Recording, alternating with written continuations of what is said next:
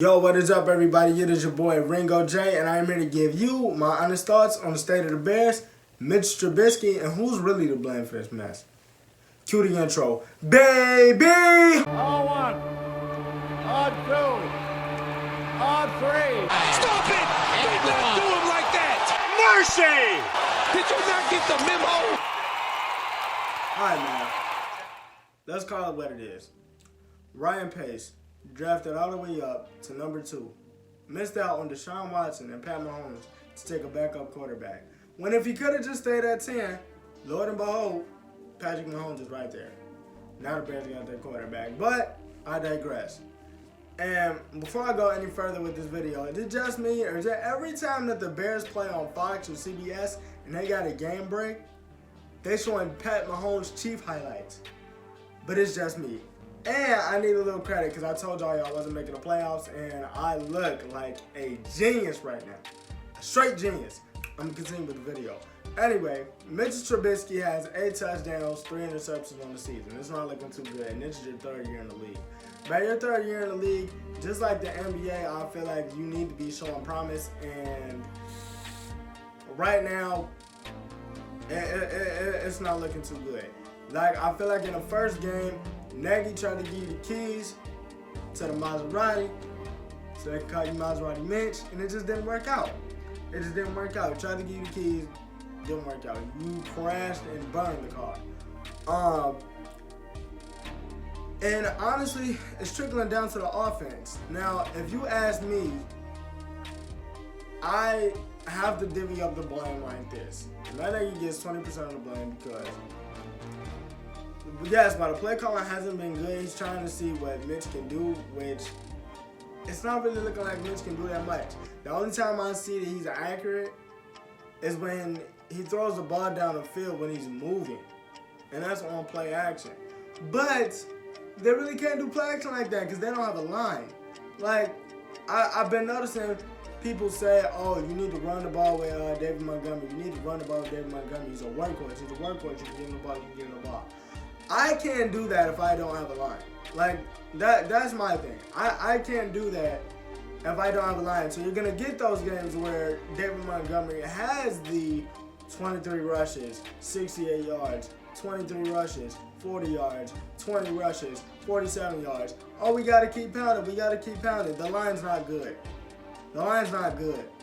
Like, and that's the other thing. You can't keep saying that it's going to open up the offense if I don't have a quarterback that can throw the ball deep down the field. Like, Allen Robinson is the only person that's benefiting from Mitch Trubisky. Everybody else is just sitting there like, whatever. Because now, when I get over to Mitch Trubisky, which, by the way, his blame is 40%, he gets 40% of the blame simply because the only person that's benefiting in the offense right now, I feel like, is Allen Robinson. Like, he'll get you 8 catches and a good 80 yards every week. No touchdowns, though.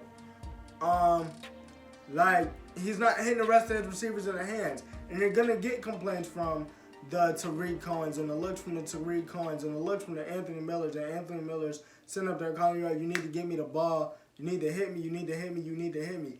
This dude doesn't even understand what a free play is yet. This dude can't even recognize what a free play is. And that's kind of trippy to me because it's like, dude, like I said, 3rd year in the league. This is the time that you're supposed to show promise. This is your year, and you flopping.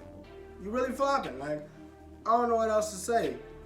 Truth be told, like, I would rather them just stick with Chase Daniels for the rest of the year.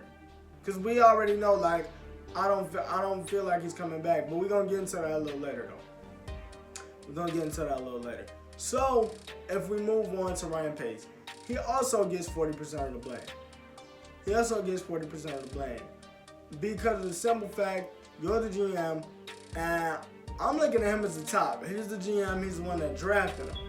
You had, like I said, you had Pat Mahomes at 10. You didn't take him. That was your quarterback. You missed out. Like, and we already know what 15. We already know what 15 can do. I don't even know why I'm trying to say Showtime Mahomes. We already know what 15 can do. That's just 15. Just like that's 12 up in Green Bay. Just like that's 12 up in Green Bay. Anyway, it's this year has been so bad because last year everybody was looking at, oh, like, you know, this is Super Bowl, this is Super Bowl, this is Super Bowl.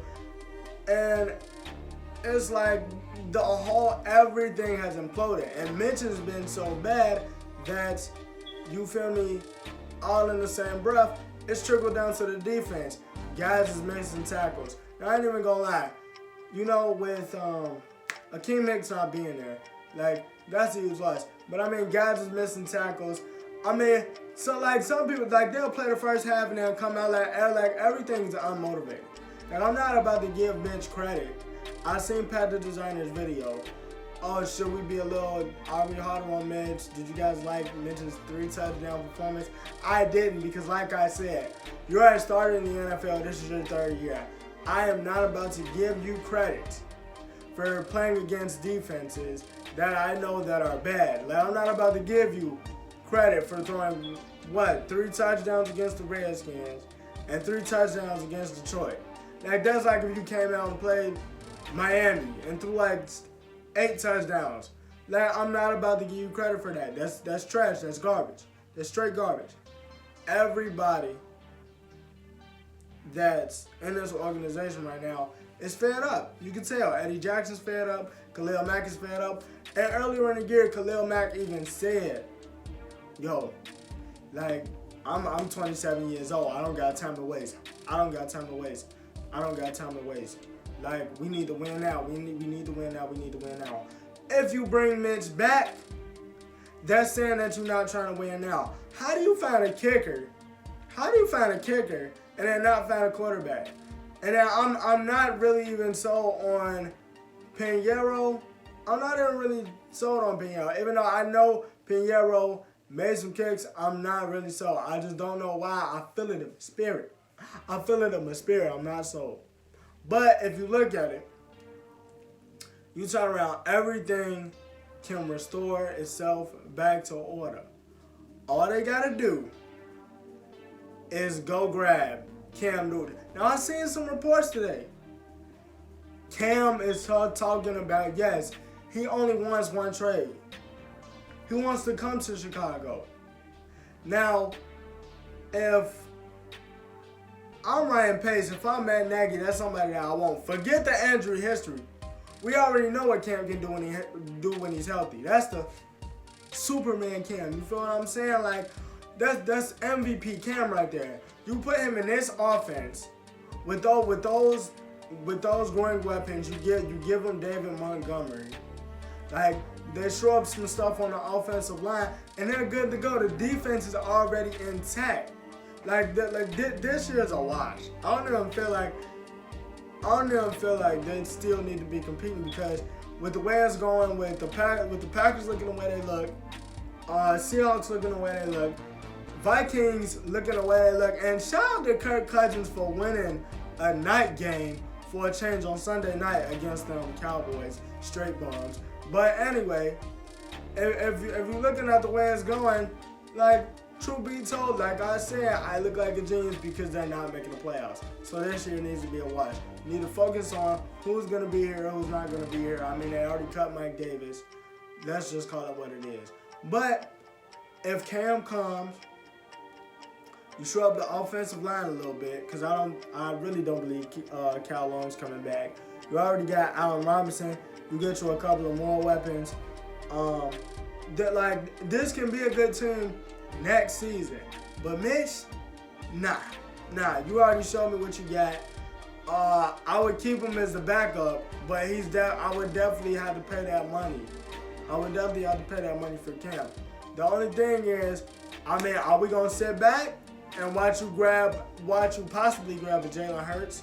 Or are you gonna pay that money to Cam? I believe the Bears are on win now mode, and if you say that you're on win now mode, you pay that money to Cam. I'm not looking in the draft, because that means I need a project.